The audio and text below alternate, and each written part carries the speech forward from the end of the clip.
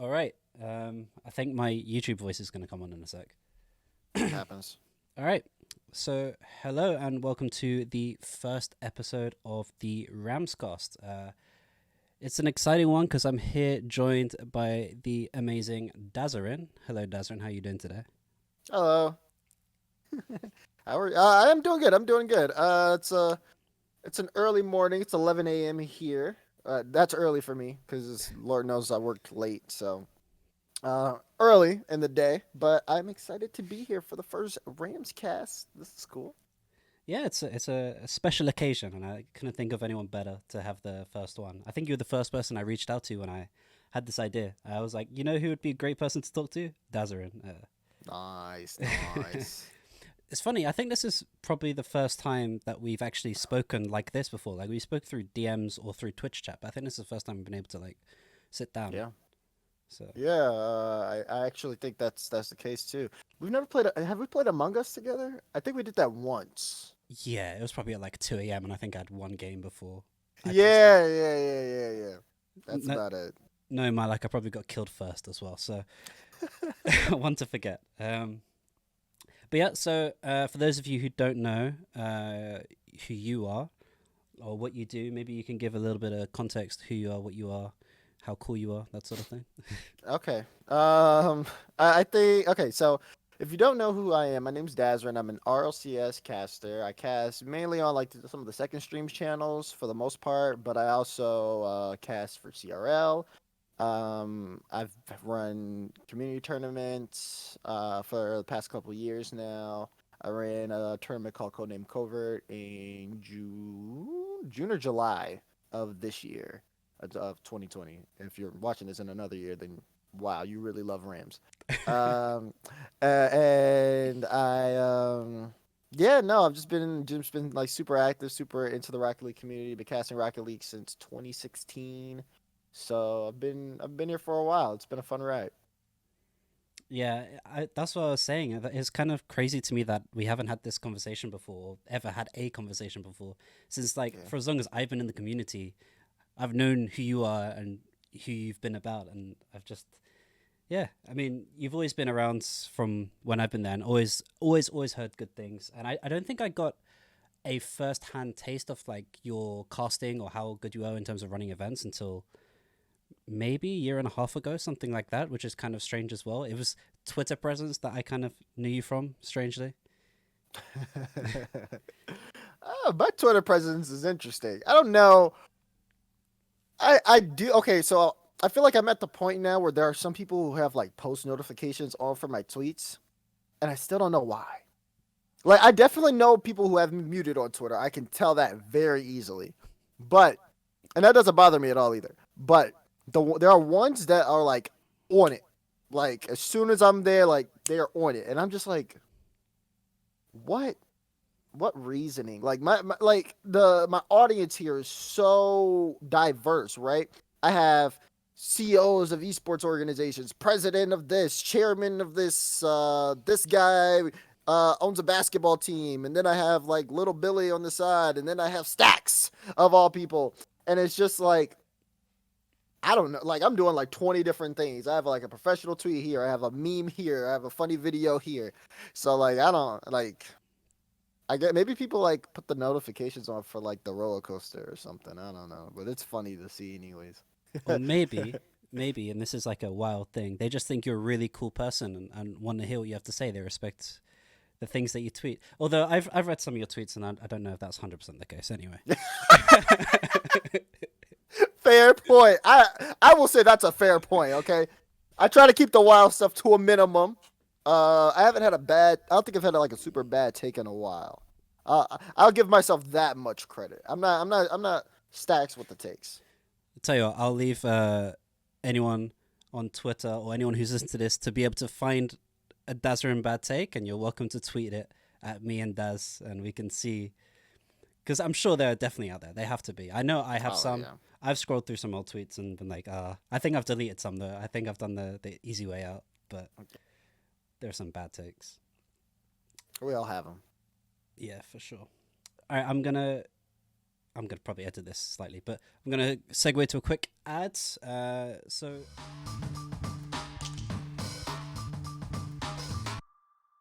So this episode of RamScast is sponsored by ProDrops. So ProDrops is an extension that you can install with Overwolf, which allows you to collect digital trading cards of your favorite Rocket League Pro players by playing games of Rocket League. You can trade your cards with other players. You can fuse them to increase them from the lowest rarity, which is common, to the highest rarity, which is masterpiece, and just collect your favorite players. And to commemorate this partnership we have with them, I will be released as a card. Coach Rams will be a card in the game when this podcast goes live, and you can collect it too. It's currently still in alpha, so make sure you check out their Twitter. It's twitter.com/prodropsgame. And how about the first person to tweet me a screenshot of them owning a masterpiece Coach Rams cards will get 3,000 Rocket League credits. Card, the most rare option. Ooh. Turbo card. I think, I probably want the turbo card. The turbo.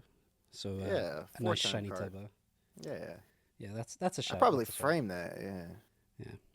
Because like I don't, it depends on how like what the view is, what the face. But I don't think I've ever seen Turbo take a bad picture. So No, that's actually complete and utter facts right there.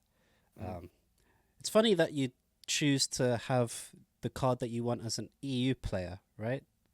Because part of me feels right now that, and this is my smooth segue, let's talk about this EU versus NA debacle that's going on right now.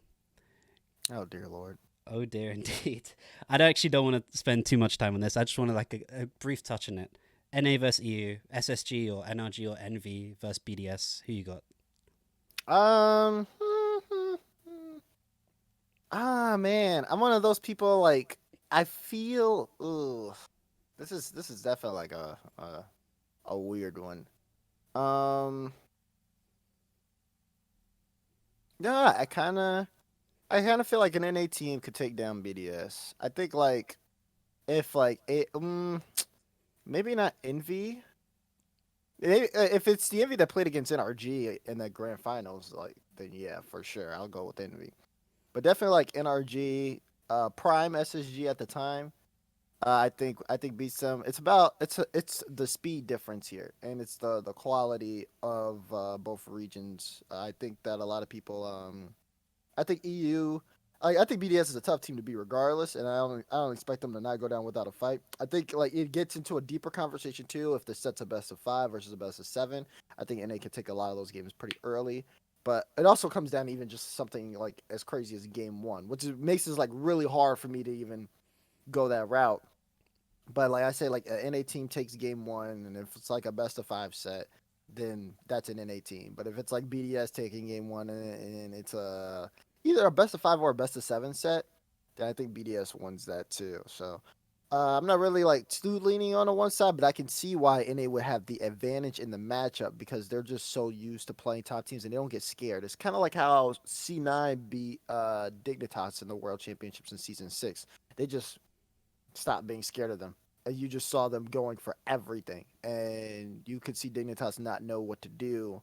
And they ended up like kind of cracking under pressure. That's kind of usually how like that kind of situation goes, so to speak. But no, I wouldn't take away from BDS. They've been dominating EU for a very long time. They earned their place. That's for sure as the team to beat.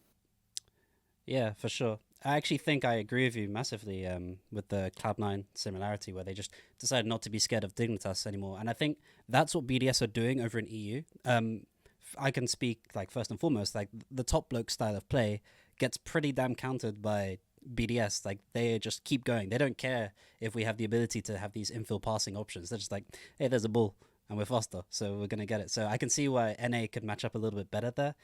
I think it's going to be interesting. I can't wait for Aladdin. Like it's, the pain inside me when I think that we don't know when it's going to be, but I'm hoping it's somewhere in the future. Me too. Me too. So the next thing I want to talk about, maybe a little bit away-ish from Rocket League, is so I saw in your community spotlight that was highlighted from Rocket League. Month or two ago, something around those times. I don't have dates. But one of the things I picked up on that resonated with me was that you mentioned how early on before you even considered casting, you had like an interest and a pursuit in music and the music industry. Um, I also had so I study music at university right now, Hmm. so I know exactly like that feeling because I had music as my first and foremost like true love way before any like Rocket League discoveries or anything. Um, Yeah.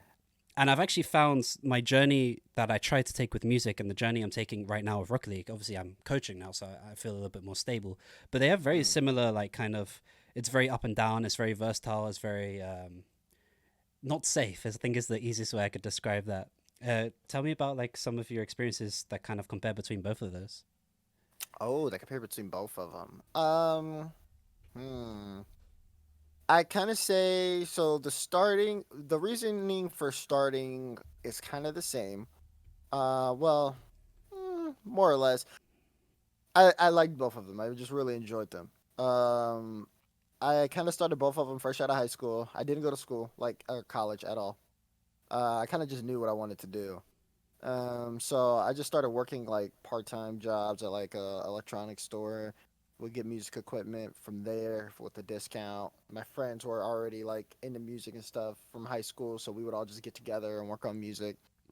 Um, and a lot of it was just us kind of, just kind of us doing it. Now if I could compare music and commentating, the fact that both things, what you're putting out there into the world is recorded, so there's always something to look back to. So I think like for me, improvement on both of those aspects were the same. I would look at something, I'd be like, this was terrible, like this is a yikes, and then I would go and try to make adjustments and improve things there. I'd probably say that's it. A lot of the differences though, um, I think commentating. I liked music because it let me express myself.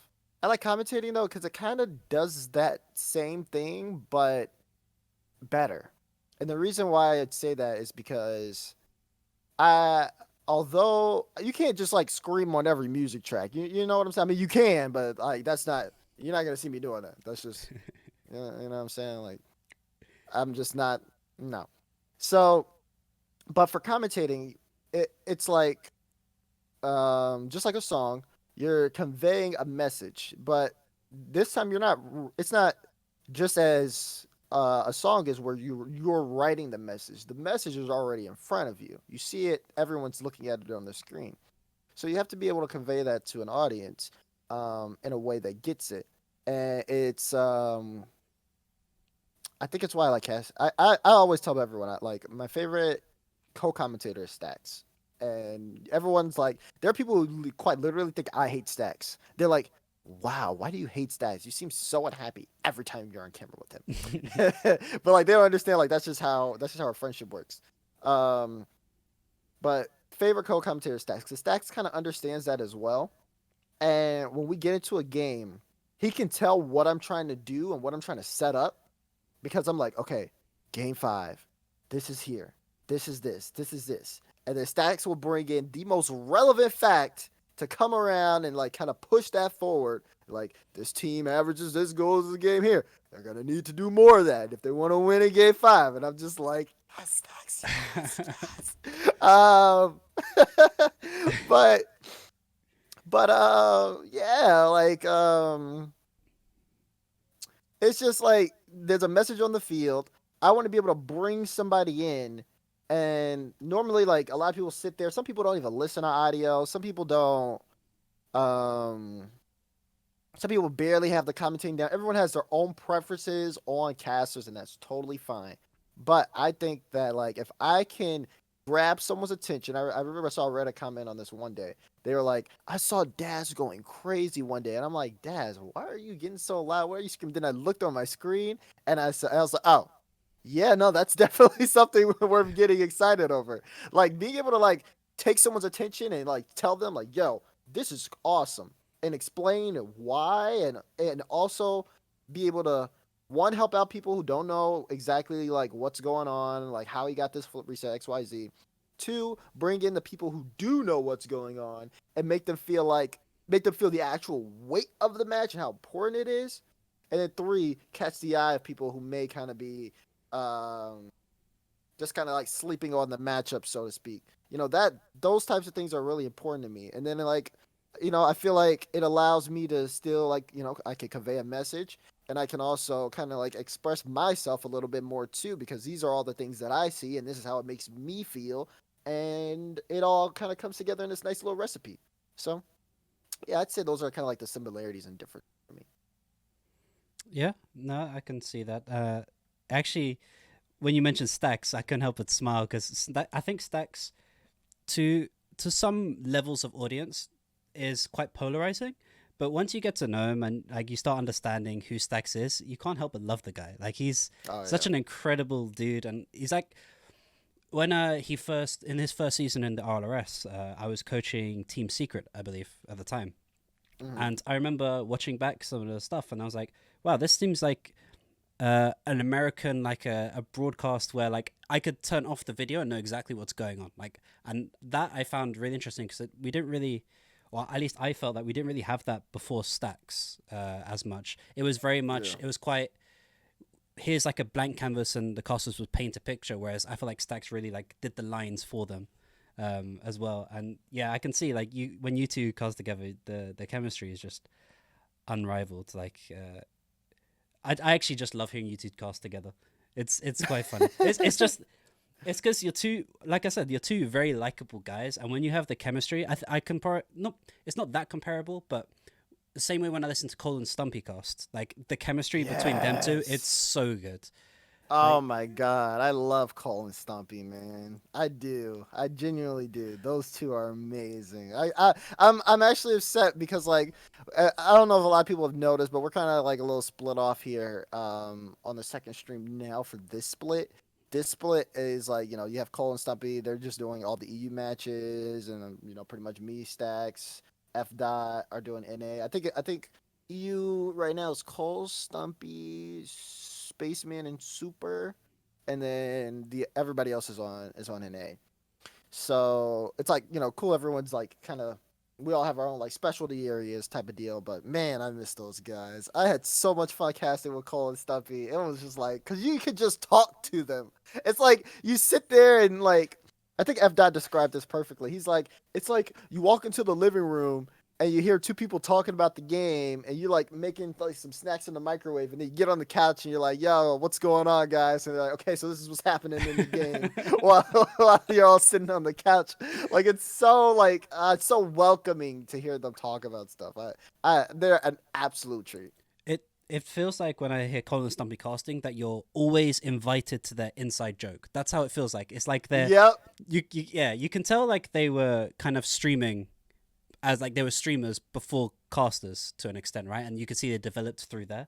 But Colin and Stumpy, so they're kind of the reason I'm in the community as much as I am. Obviously, well, not to this level now, but they kind of got me into the community. The first time I met them was RLCS season 2 LAN, so Amsterdam, Hmm. and back then I didn't even have a name. Like I was Reese Mullins, and when people like introduced me, they're like, "Oh, I'm Zippy Doodar. I'm Zebo. I'm Stumpy Goblin." I'm like, "Oh, I need to think of one."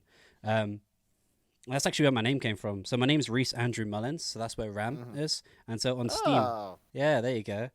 And so on Steam, I had like as an ironic humor kind of Ram swag. Now, Oh, I think I remember that. yeah, and I didn't want to be associated like that, especially when I was meeting a bunch of new people and I'm like, oh hi, I'm Ramswag. So I just dropped the wag and kept the capital S just so it looked a little bit different. so so that's where Rams was born. But so I met Colin Stumpy, I think on the Friday night before, because it was just Saturday and Sunday back then, Yeah. and we were just going around central Amsterdam, and there's a lot of funny stories. But we were like sitting in a cafe together, and I was sat in the middle between them on like a corner. So it was like me and then Cole and Stumpy, one to my left, one to my right, and literally just had conversations for like hours, like it felt like. And Yeah. they're like incredible, and that's what it feels like when they're casting. And then stuck with them pretty much the entire weekend because pretty much the only people I knew, and then through that, like, Shogun, Doomsy, and like the entire community from there. Yeah. And then it got to the after party on Sunday, and me and Cole were like drinking at the bar, And I bump into Stumpy, and he's like, "Hey," and then he's like starts laughing because he saw me. He just starts laughing. I was like, "Oh, what's funny?" He's like, "You know, this entire weekend we don't know who you are." So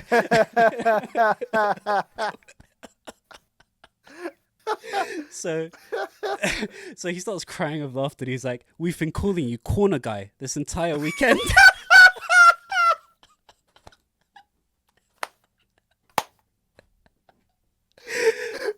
Something. Oh So at which point I started laughing so hard. I'd been drinking at this point. So I was past like the idea of even taking offense. And I obviously wasn't going to take offense. I didn't have a name, right? But I found my it god. so funny. So at this point, I ran into the other room because I knew Cole was there. I was like, "Hey, Cole." And he's like, "Oh, hey." I was like, "What's my name?" And then Stumpy walks behind me. Cole looks up and just starts crying. Right. uh, Oh, I can't believe it. The corner guy.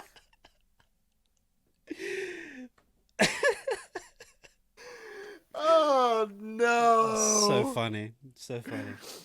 I have to. I'm gonna ask him about that one. That's good. That's, That's a good one. That's a yeah. good one. Did you, what was the first LAN you went to in terms of Season RLCS? 3. I went to season 3. That was The New Wiltern in Jersey. LA. LA. Oh, LA. I didn't get to go. Yeah. NA is expensive for the Rams that existed at that time, which was college, I think. I think I went to every LAN afterwards, except the European ones. I went to every NA LAN. I missed the London one. I wanted to go really bad. London's probably the best I've been to. Yeah. There's I tore a ligament in my right ankle from being so drunk at RLCS London, running Oh from the dear. casino. Yeah, but that was a good one. All this talk of lands is actually just it gets me frustrated. You know, like Yeah. it feels like a tease. It's the blue balls of RLCS. It's do you know what I mean? Yeah, no, that's true. That's true. You know, we have a great esport that like when it's live, like it's so different. Mm, And it comes down you everyone obviously thinks of the exciting moments and like also being able to meet people. But for me, it's always been the thing that's always gotten me is one sitting in the arena during break and hearing the music. And then you just sit there and you're just like, wow. Like I'm like this is real. Like I'm really here and like this is happening, you know what I mean? But then also when you jump into game and I don't know what they do with the audio. oh, I wish I could get it in my own game, but when the cars touch that ball, it that just was you can feel the ball touches. Like you can feel the hits. And I'm just like, this is I that's need more of this in my life. exactly the first thing I pictured when you started saying that when you get in the game. I was like, when the ball hits and it's like a shot, you hear, it's like, oh, it's like you Right. feel it in your chest, like it's like, oh, Exactly. Like there's some people who like play with like really low audio, like like you don't even think about like hearing the ball. You probably don't even hear the ball when you play in game. Like you don't hear what it sounds like. But when you get in that arena, that's like all you hear. Like it's like how some concerts have bass bumping where you can hear the beat in your chest, but you're hearing the ball and you're just like looking up at the screen at the top and you're just like this is lit. yeah, it's crazy. I mean, RLCS London was like an experience I've never really had before. Like season 2 Amsterdam was great. We started chants towards the end, like for Mm. Flipside, because everyone hates Mocket, right? That's a pretty standard for the community, right? Yeah, Um, yeah. but yeah, RLCS London was like another breed. It was like the chants, like Subpar in particular, they made a whole Discord channel like, oh, we're gonna set up all these chants for every team. Doesn't matter if they're NA, EU, OCE, we're gonna have chants for them, and we're just gonna go crazy. And I think it was the Complexity CEO or general manager, someone in Complexity said, "This is going to be one of the best esports in the world. This is the best esport LAN event I've ever been to in my life, and I don't think it's going to change because that that RLCS London was just crazy. Yeah, Like it was. I can't imagine what it's like for the players because back then I don't think coaches were that prominent in terms of, especially not they weren't on stage or No, anything. It was no, they kind of more weren't. behind the scenes if anything. But Yeah. like the nerves, like I always think back and you look at the obvious one is when Justin scored the 0 second goal, his reaction there, and he's like sat on back on the chair, like, what did I just do? And that's like a prime example. Like a coach comes in and is like, okay, cool, we got this. And I think that's what Turbo did. No, that's a different team. That's what Garrett did to Justin. Said, Yeah, "I'm down." yeah. Garrett was trying to like tell everybody like help everybody reset and stuff like that. And I mean, yeah, it's definitely that's definitely like tough to do too. Like the coaches kind of need to be mic'd up at the same time because you don't want to. You're like when stuff like that happens and stuff like that has happened. Um, in finals and situations like that, you need to be able to have like clear communication with coaches and stuff, and like the coach is not going to be able to like roar louder than that crowd. That crowd gets on another level. You're gonna hear it in the headphones. Like you need to have your team turned up like all the way almost. So yeah, I think situations and moments like that, especially if you have like a good coach where the players really respect it and like the overall team chemistry is great, then you're gonna be able to like easily like reset, refocus. Yeah, I feel like part of the job is to kind of like not allow them to leave the bubble of the pitch they're on. If that makes sense. Like Yeah, if you can make them forget everything and just imagine someone could be standing right next to them screaming and they can still only focus on the game. That's like the level of focus you probably need at a LAN event. I haven't been able to really coach a LAN event because the one I was going to coach would have been Montreal. I got kicked like 2 weeks before, so pain. massive pain. I guess Beyond the Summit kind of counts, but that wasn't. That had no crowds. It was a lot of fun though. Yeah, another one coming soon. Yeah, the Christmas one. It's on the 15th. I believe so. I believe so.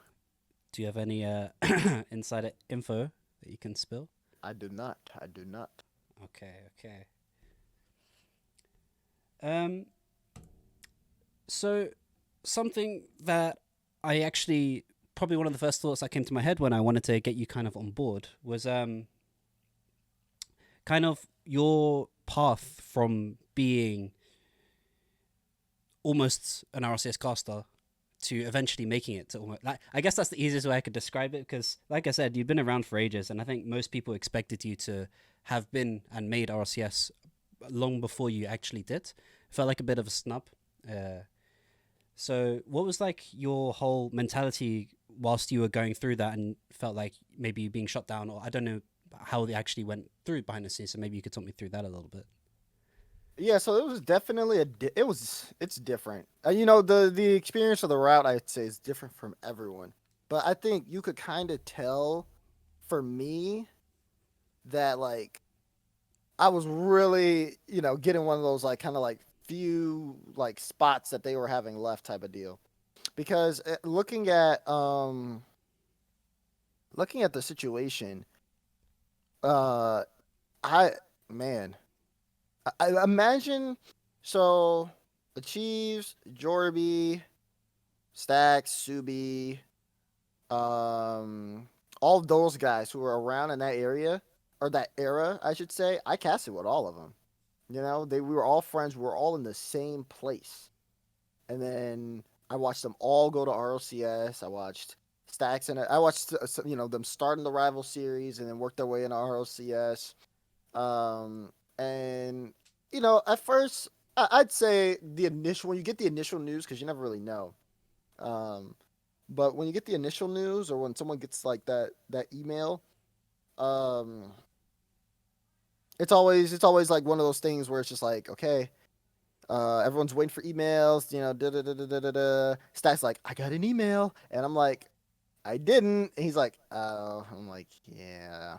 Like those always sting, but I think one of the things about doing commentary that I enjoyed was just the fact that I love the game so much, and I think that kept me going for a long, long, long time. Like despite hearing all the bad news, I was okay with what I was doing and where I was at. I was still doing third party events. I was doing live events. Um, I went to the Mixer headquarters before they shut down. I got to do a little Mixer Rocket League cast there. So I was glad that I was still good enough and Psionic still kind of like looked out for me, despite not you know despite not being able to move me up for whatever reason they had, and it was probably a valid one. Um, but I think it got really hard. Probably the I want to say last year.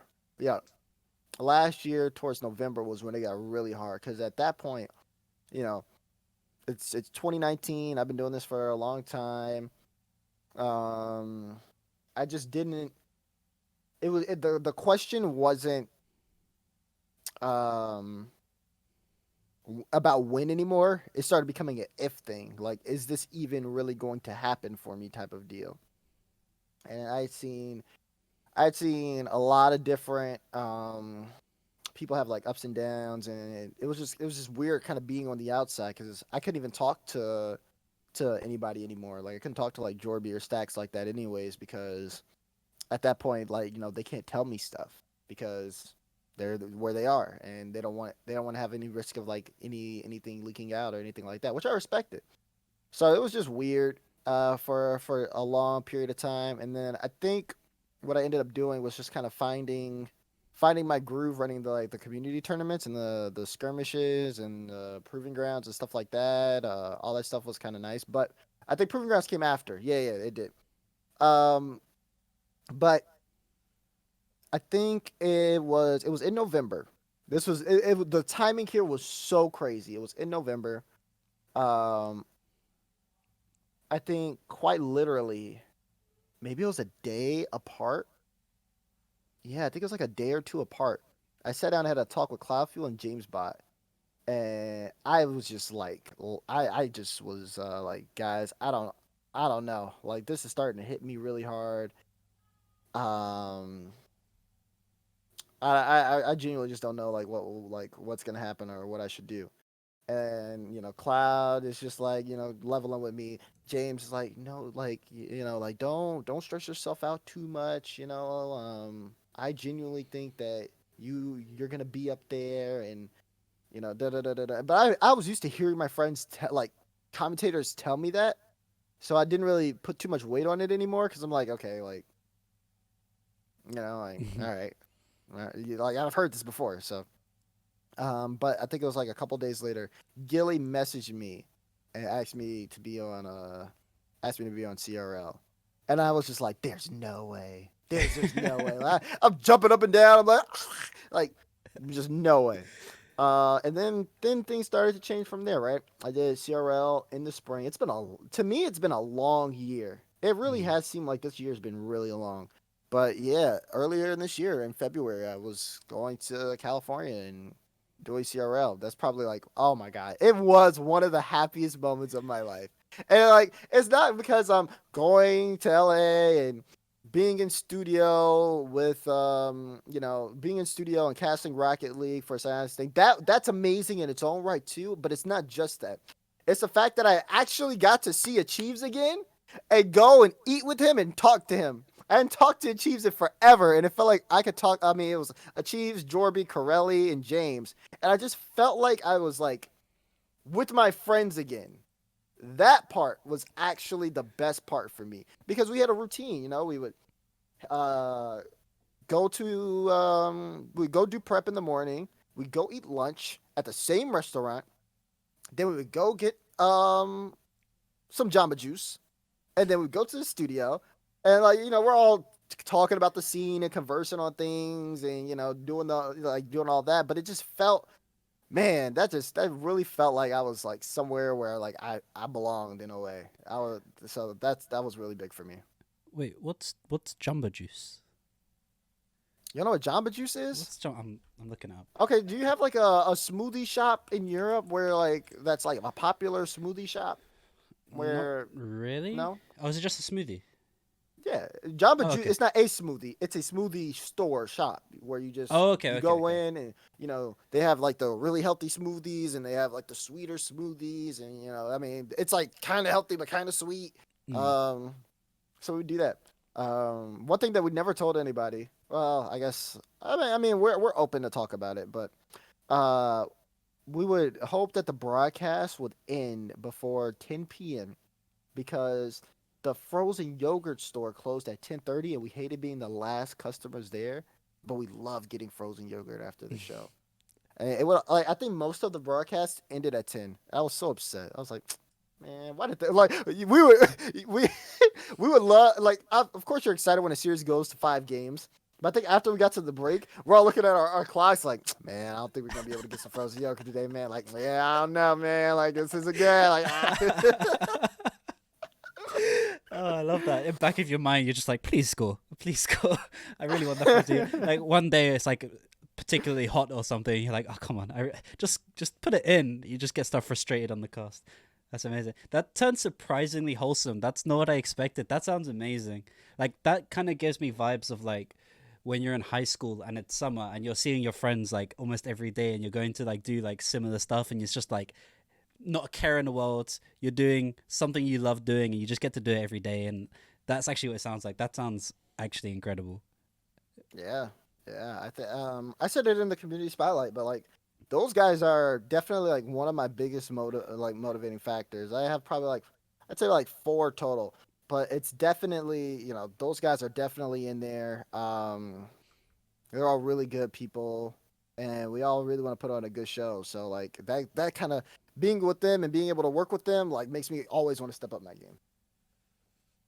Yeah, that's yeah. I think I've only interacted with Jorby a few times. I think at Beyond the Summer he was the admin. I don't know if you remember the him Oh trying to put. yeah, I would message him while he was sitting on the chair. He's like, "Dude, these comms are nuts." I was like, "Yeah, cool." I just remember in because I was with the bricks at the time. We did this like whole air fist bump. We was way ahead of the COVID curve. We were like Yeah. fist bumping from across, but with social distancing. And I think Jorby actually started that. Actually, I think he called over for a lot. To do it. But yeah, he was really really cool. That whole Beyond the Summit thing, like if this December thing is anything close to that, it's gonna be unreal because that Beyond the Summit. I know it's probably not a LAN environment, so it's probably not quite the same. But if they're the same, we have a special guest. If it has that same vibe, it's just gonna be incredible. Hold on, let me go get him No because he worries. is not going to stop. Special This is guest. Buster. Yes, I think he's made an appearance in almost every stage of my casting career at this point.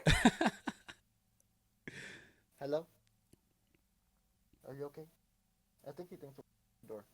But yeah, he actually has at some point. Like I think everyone's heard the dog or seen the dog. Back when we were even doing like Gfinities and stuff like that. I do this thing too since we're talking about like stuff I do with the friends now and like COVID and stuff. Um, when all of us were on the E League stream last split, every morning I would walk Buster and like put on my like go on Discord and stream on my phone, and they'd be like, Buster. That's what F dot say, Buster. And then Cole and stuff be like, that dog is absolutely lovely. And, and like I remember Cole like showed his girlfriend the like Buster. And he's like, isn't he adorable?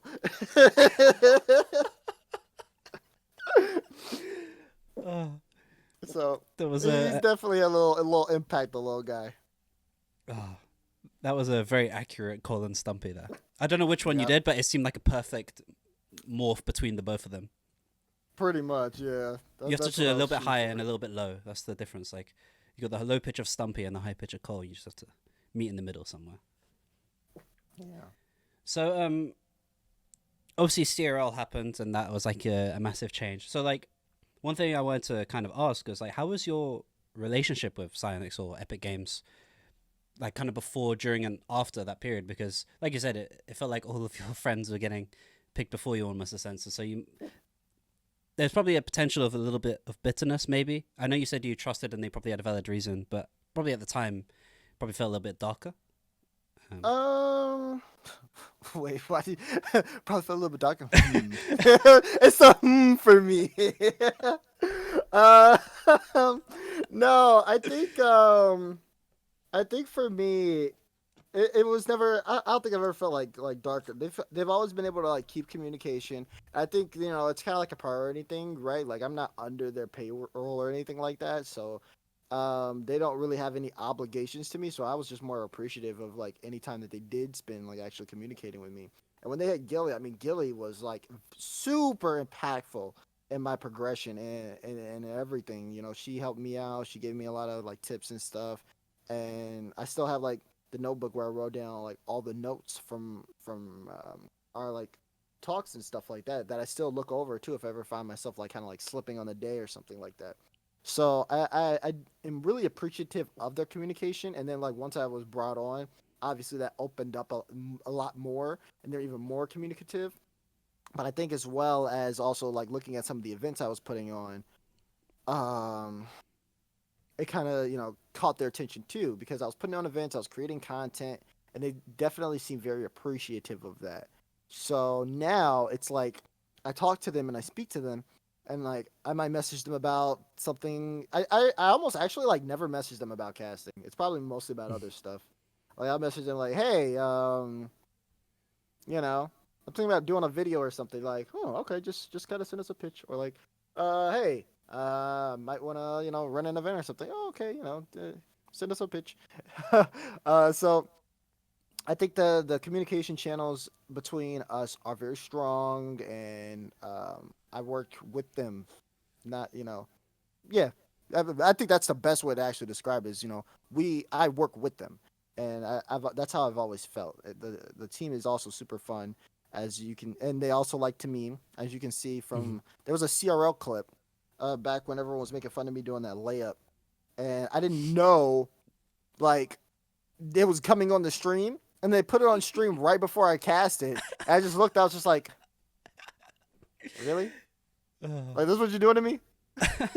they did the whole days thing as well, right? That was a thing that Oh happened. yeah, they did. No, they did it behind the scenes as well. They kept making all of my talent rotations. Like we have like a little thing that shows like who's on what game, and they kept putting days there. I was like, "Are you serious?" So like I was getting clowned on probably like every week, and no one knew. Okay, let me. Can I like? Yeah, yeah. Okay, I'll be right back. So we were talking about uh Relationships between Psyonix Epic. yeah, and them clowning you basically. Oh yeah, yeah. Oh dear lord. Yeah. So like, it's always been kind of like a funnish type of vibe. And yeah, we get along really well. It's just always improved over the course of time. That's pretty much the basis of it, to be honest. Yeah, I think that's something I felt as well. So I've been coaching since season 4 of RLCS. Hmm. I was with Team Secret, so in RLRS. Um, and obviously there wasn't much official support for coaches back then, so I was kind of just someone that existed to Psyonix, but they didn't really know about. But even when I tried to communicate with them, it was very little back. But as my career started to develop and I was being put in places that were a lot more, I guess, significant, um, like it opens up incredibly. And I think on the outside, looking in, it probably feels like Psyonix and or Epic Games are quite cagey and not very great at communicating. And I know there's been some like speculation with the org letter and stuff like that that happened, that they aren't that great at it. But from my own personal experience, they've been pretty good at it ever since. And I think I made a tweet like I'm gonna say 2018 or something like that when people were like, "Oh, the game might be dying." You know what I mean? Do you remember those times when people were like, "Oh, Oh dear lord. yeah," and I was like, I feel like they have a plan. Like I think they have a plan. They're going in the right direction.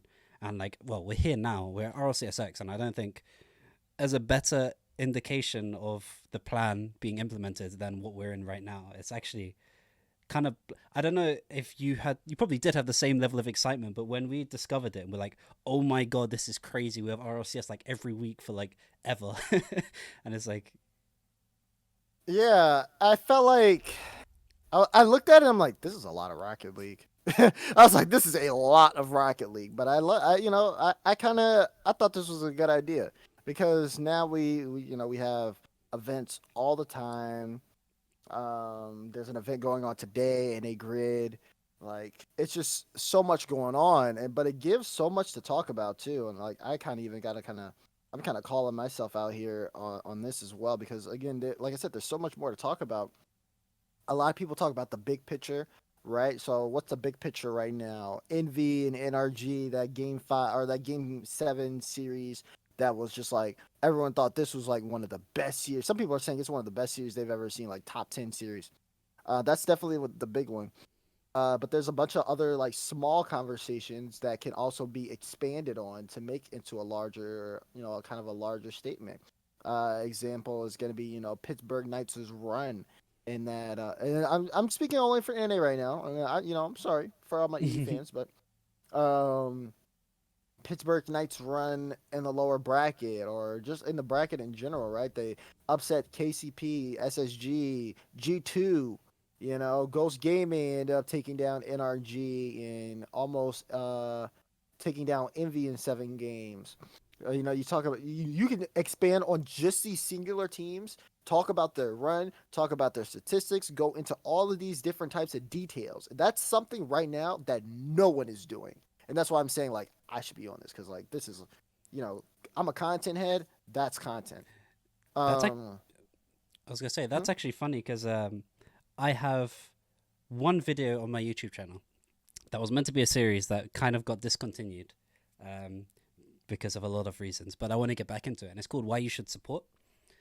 And the Mm, idea is you take a team and you paint them in the best light possible, right? You talk about their results, the team, the roster, the history of the org, all that sort of stuff, and you just paint them in the best like picture. And you'd be like, if you like this, go support them. Because my thought was when RLCS expanded to what it is now, there's going to be a lot of new fans coming in, especially with the Epic Games and the Fortnite and all that stuff coming through. right.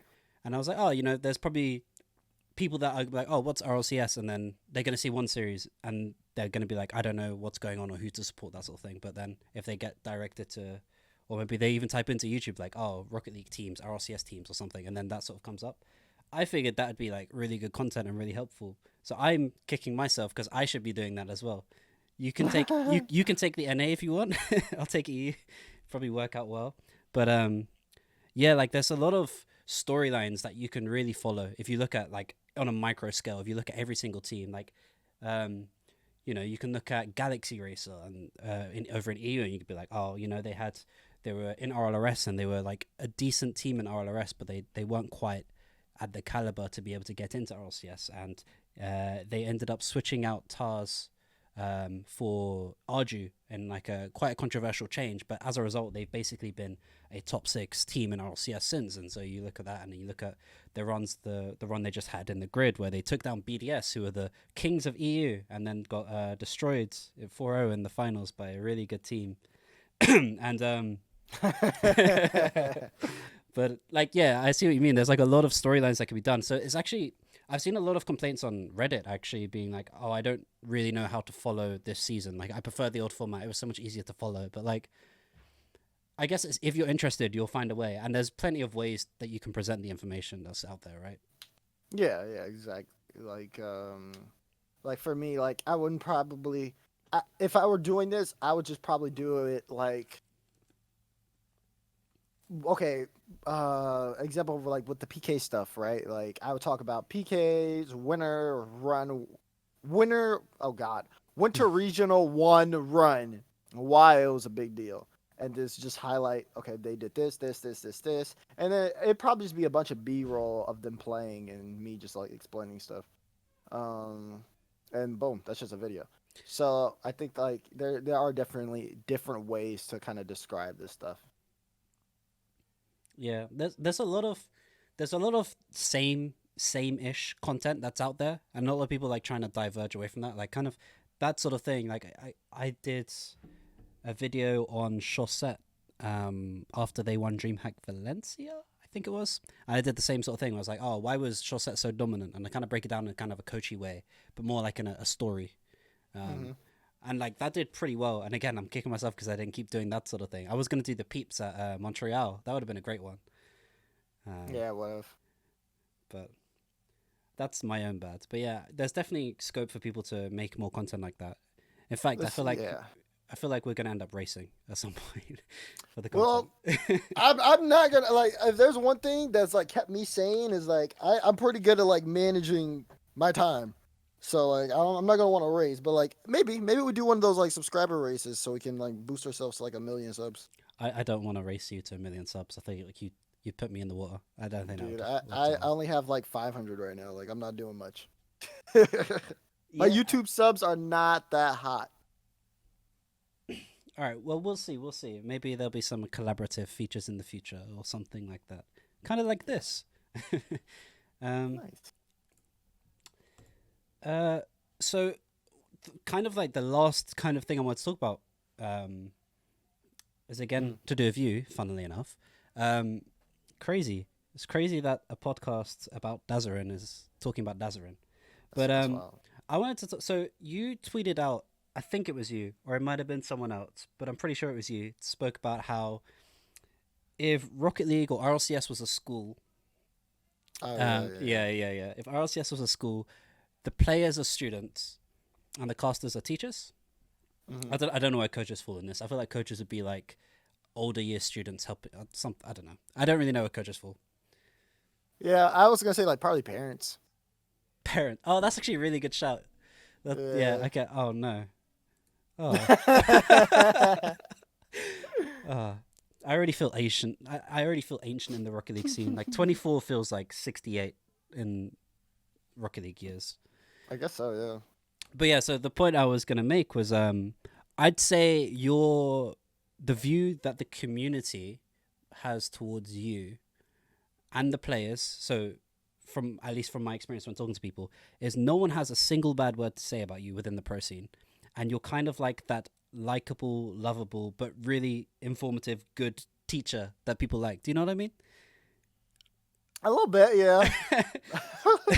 There's some guys over Reddit that will like hard disagree with that. Like, what is he talking about? I'll never forget. There's this one dude. Ah man, he was so upset when I started casting NRG's grid. It was the wildest thing. He was like, Dazzler should never be allowed to broadcast on any professional team ever. And I was like, I'm sorry, dude. Like, what did I do to you? Man? Who hurt you?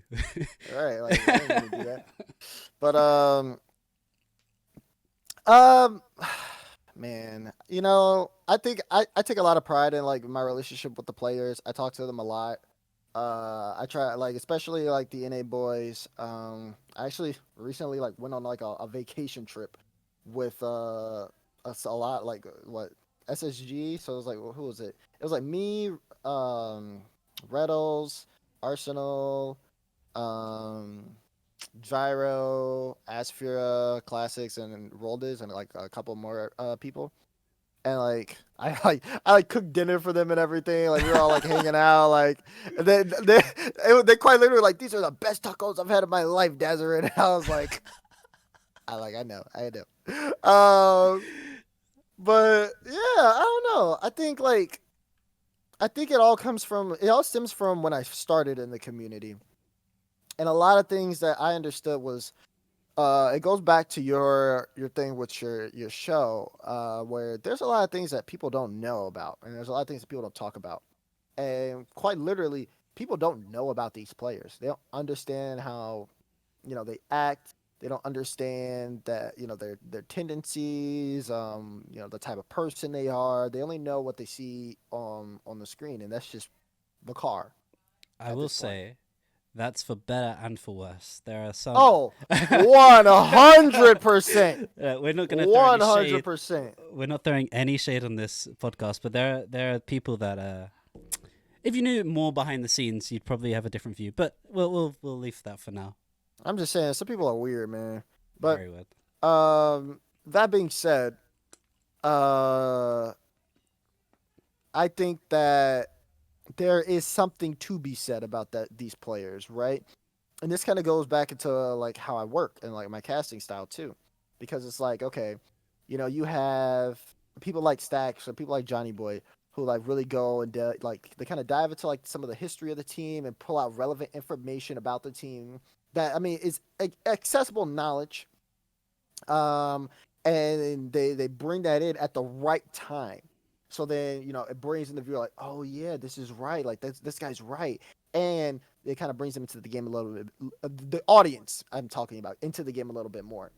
You have people like Achieves who bring up the correct statistics, but also talk about some really good plays and rotations.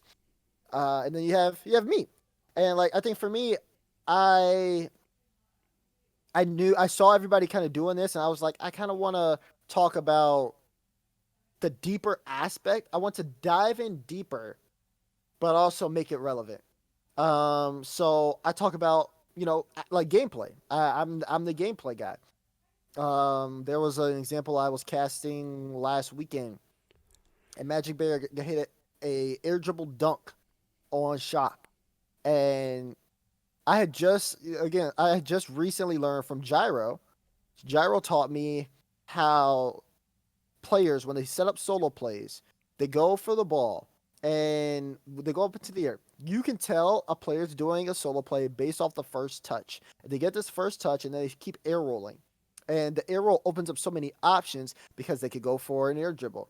They could go for a flip reset because they're that close to the ball. So you really don't know what exactly they're going to do. Um, and I kept saying, I was like, Gyro, I've seen this happen so many times, but I don't know how to do it. I just don't know how to do it. And before like anybody like trashes me and saying, oh, casters are bad at the game, I have a season 1 Supersonic Legend tournament winner white title, so I don't want to hear that. I'm better at you at the game.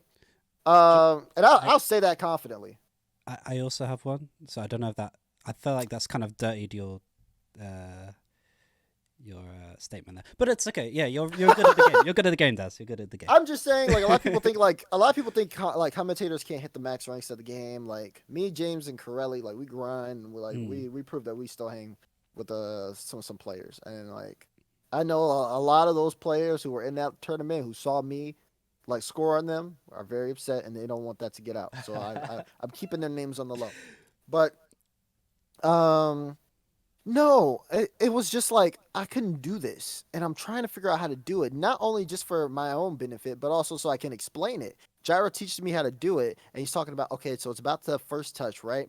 The first touch you got to get, you have to be pretty much be going kind of like the same speed as the ball, so you can stay with it, and then you follow up, and then you air roll and boost. That's really it, just kind of matching the speed of the ball. So then I was like, that is how you do it. That's insane.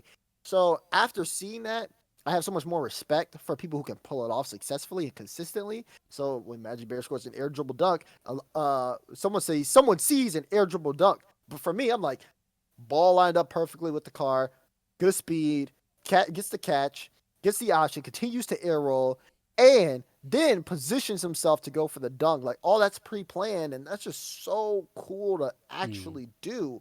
So I gotta tell people how cool this is because it's not easy. So that's kind of where that's one thing that also like kind of also helps like benefit from like I guess like having that relationship with the players because like I want to be able to convey what they're doing correctly.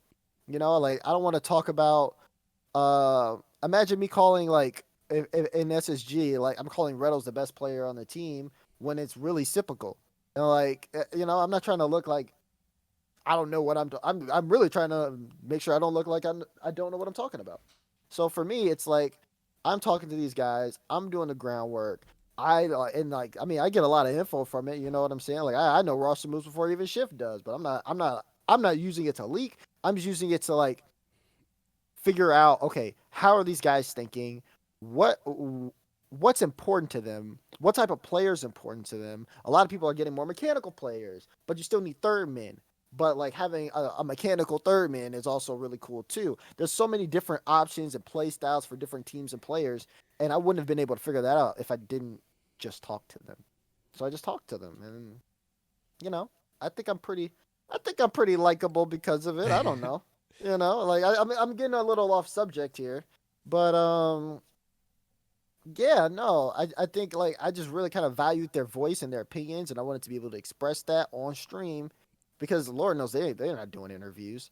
They're scared to get in front of a camera, so someone has to like kind of convey the message here a little bit on terms of like okay, like what's going on, what's important, how are these things happening, and if I can do that while also making friends along the way, then that's just what I'll do. No, I Uh, actually. Oh, sorry. Go on. no, I will say though, like community is a very broad topic. Community is very broad. That's a lot of people. Um, I will say like if we're talking about like base like Reddit, Twitter communities who only watch RLCS like on the weekends and only watch the mainstream, those people don't even know who I am. So Okay. they like for them like that's different. That's probably Johnny. I feel like a But good representation of the in community is probably Twitter as like a grounds for it.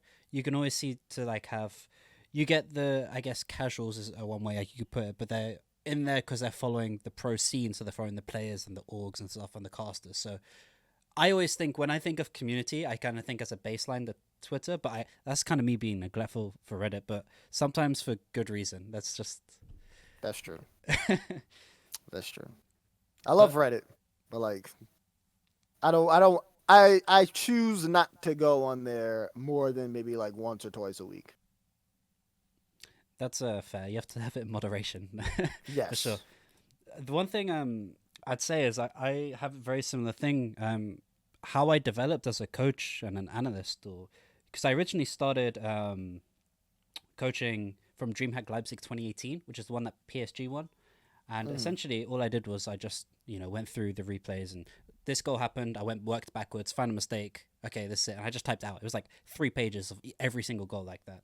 So I did all the legwork and whatever, and then I showed that to teams, and then they were like, "Oh, this is really good. This is really helpful. We want to use you to move forward." And then basically from that point, because anyone can realistically do that as an analyst, so to speak. Like you have to have a little bit of context, but you can generally do it. The thing that develops you as a coach or whatever is the players. Like I can't tell you the amount of hours I sat when I was on the bricks listening to Cooks talk about the game, for example, and just listening and just absorbing words. I've spoke with Freaky for hours before. Speed as another one. Tadpole, like Ronicky, literally everyone I've worked with, I've sat down and been like, just talk about the game and stuff, and then I'll just absorb info. And it really does help in the long run because one, you understand their perspective on things and their context, like what they're seeing and what they're trying to do. And obviously, as a coach, that becomes quite important. And I can imagine as a caster, you're able to see it from not the kind of top down view as what a caster might do. You see it kind of through their eyes individually as well, which is probably what Yeah. makes your casting so unique. Yeah. Yeah, no. For me now, I see plays like before they happen, and I also see like what's going on the field because these guys are quite literally thinking 2 steps ahead of the game. So when they're playing like that, you could tell by the ball movement. Okay, this guy has a clear. What's the positioning looking like? Okay, this is cool. He's gonna try to do this. So then that's something that like I get. I have the ability to do is to catch things before they happen. Um, but yeah, it kind of goes back to it too. Like I've sat in six man's lobbies, pro six man's lobbies. I used to stream them. I don't anymore because I haven't been watching them recently. But like pros are fine with me sitting in scrim sometimes. Um, what else? They'll go over their own replays afterwards, and I'll be sitting there, and like like it's one of those things. I've been like just focusing on like kind of listening but also like providing also even my own insight now because it's at the point now where like I feel like I'm very confident in what I'm saying and what I'm looking at the game. I don't need to kind of like have any reassurance from anyone, especially from like what I've been told from other people. So it for me, like I'm able to at least like provide like a different eye and like, okay, well this person can't do this because he's here on the back wall. He only has 12 boosts, so his options are very limited. And yeah, no, I think it was also really cool because I started doing replay reviews, and then I would hear from other players like, "Hey, I saw you doing a replay review on stream, and I was hanging out and watching for a little bit. It was really cool, type deal." So I think a lot of that, like getting feedback, I got feedback from other coaches. Chrome was really big in that. Um, and then also getting feedback from players too. Like a lot of just like understanding and working and improving and really like strapping down the knowledge of the game because Rocket League is a game where it won't tell you how to be better. It's not like a shooting game where I mean it will, but it won't. You know what I mean? Like a lot of people in ranked again, like the average rank in this game is like gold. So a lot of people play and they think, oh well, I know how to flip reset. How come I'm not winning my games? Or like, oh, my teammates did this, or da, da, da. But like, there's always something you can do better. And Rocket League doesn't never necessarily tell you that. You have to find it. You really have to go looking for it. So I think that over the course of time, I started to find that for myself, like as an analyst and as a player, and it just kind of came together really well. Yeah. What you were saying about like every pro player is kind of thinking 2 steps ahead. If you actually wanna, anyone that's listening wanna like kind of get a taste of that, get one of the RLCS replays and probably play it at like 50% speed and look at it from like a overview kind of thing, or maybe from one player's perspective, and really just see every little micro decision they make based on what's happening on the pitch, and you'll be incredibly surprised because it's so fast paced, and because the decisions are being made like that, you kind of take for granted how delicate and intricate each decision they're making is, and how that Yeah. affects the macro of the game. That's Yeah. that's actually what made me fall in love with coaching because um, I didn't really understand that either. I just saw there's ball, hit ball, boost towards ball, hit ball, and then when I started, like when I first got the taste of doing analysis, I was like, oh yeah, there's like something here. And then when I got into like scrims and listened to player comms, and I can hear what they're trying to call for, because obviously comms aren't just like I'm hitting the ball, I've scored a goal. No. It's I'm trying to do this so that you can do this and that and that, and then all of a sudden it's like, oh my, they're doing a lot.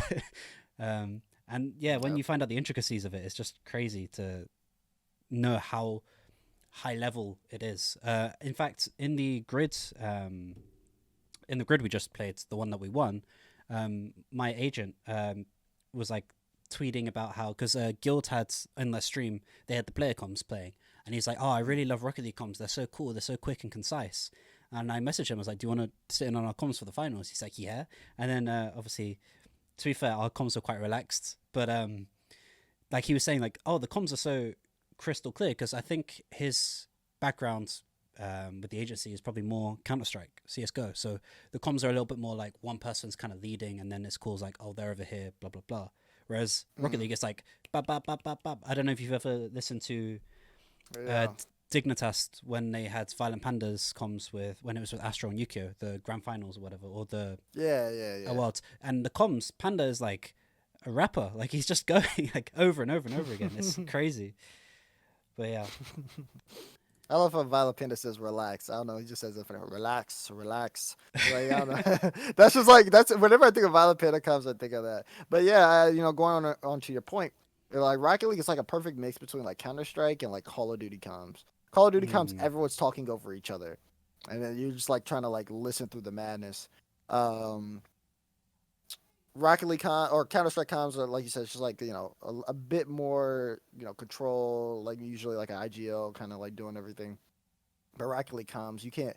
There's not just like a singular person, but there's also not like four people that need to yell at the top of their lungs like about every micro movement. So it gets a really good balance that it's actually pretty good to listen to. yeah, definitely. So the final thing I just want to kind of throw out there because we've kind of touched on it a little bit, and I think could be good time to kind of wrap up a little bit. Mm. Is there anything that you'd suggest to casters, players, coaches, whatever, up and coming ones that are having that frustration of feeling like it's only a matter of time, and they're hearing it's only a matter of time over and over again, like you did, like I have as well, um, and nearing that kind of frustration where you want to just pack it in? Do you have anything that you'd suggest to them, or anything you'd say to them that would help? Let's see. If you're a caster and you're hearing, if you're a caster, I'd probably say caster and coach, and you're hearing it's a matter of time, then I'd suggest that it is only a matter of time. So now you have to ask yourself, okay, do you have that time for one? Then for two, if you do have that time, what are you gonna do in the meantime? And then find out that extra thing that you could do that may even be able to speed up the clock a little bit. If you're a player, then if it is only a matter of time, again, kind of ask yourself the same question. It is that same question, but also, you know, is there anything you can do to improve that or to kind of get your name out there a little bit more that'll help you and your run to try to be successful? Because all it takes is like one good tryout, one good run on a bubble team or something like that. And you just have to get your face in front of a screen. I've seen a lot of players be able to build themselves up just by getting their face out there and having people see what they can do on a large scale. So I'd say, yeah, those are kind of my advices towards people because, at the end of the day, it took me a long time to get where I'm at. And I'm assuming it's going to take whoever's coming after me even longer. So you really got to do this because you love it. And if you do love it, you're gonna find ways to kind of make it work. And yeah, I mean that's got to be it for me. Yeah. and obviously a best of luck to them. I'd say the Yes. one thing to not neglect, which I have at times in my career or lead up to my career, is don't neglect the other stuff in your life. I think is a massive one. You Yeah. sometimes you get so wrapped up in like I'm trying to get from A to B that you forget about the journey in between, and so you start neglecting the other things. And when you start recognizing the other things that you may be neglecting, whether it's studies or your health, your fitness, your love life, your social life, all these sort of things, they're actually massive, massive factors because what it comes down to, especially social life, love life, that sort of thing, they're going to push you further. Education is Yep. going to allow you to be more strict and disciplined. The same with health and fitness. Like all of this stuff does come together massively, and don't neglect it. Especially, there's a lot of pro players or up and coming players that are like, oh, I'm just going to grind 160 hours over 2 weeks, and I'm gonna make RLCS next year. It's like, it's not as simple as that. Yes, you want to put in the hours, but you really need to make sure you're balancing everything. Yeah, you do. You have to do things, in moderation and take care of yourself. That's always very important. Your health comes first. You can't be the best person you are if you aren't loving your own self. So finding that comfort in who you are as a person, and also being able to, like make sure you take that time just for your mental sake, breathe a little bit. I always recommend meditation because that's what I do. Helps clear my mind. But yeah, I would say that, your health is very important. Take a lot of pictures. That's my thing. Take a lot of pictures. I still have I've I not have taken pictures. enough. I've gotten pictures from the very first Rocket League LAN we had in Chicago, and like that's like I think what is that? That's 2016 type stuff. Yeah. Um, and I've always taken pictures afterwards. I have pictures. Do you remember the name Hanzo Hattori? Oh, Hanzo, the like machine. that's Yep. that's what I remember Hanzo for I as still well. have a picture of him. I took. He was at the first Chicago Land. We went bowling afterwards. Have photos Oh, of that. I have photos like of everything throughout my entire career. And like I was looking over my phone yesterday, and nostalgia really hits sometimes. And the memories you make last a long time. You may forget some of them, and you want to be able to like have something to look back on. So yeah, definitely remember the journey. Remember the people who have been supporting you, and always always be humble because at the end of the day, I think the Rocket League community as a whole is kind of like a family. And just like a regular family, it's dysfunctional. It doesn't work. Like, not everybody likes everybody, but there's a lot of love.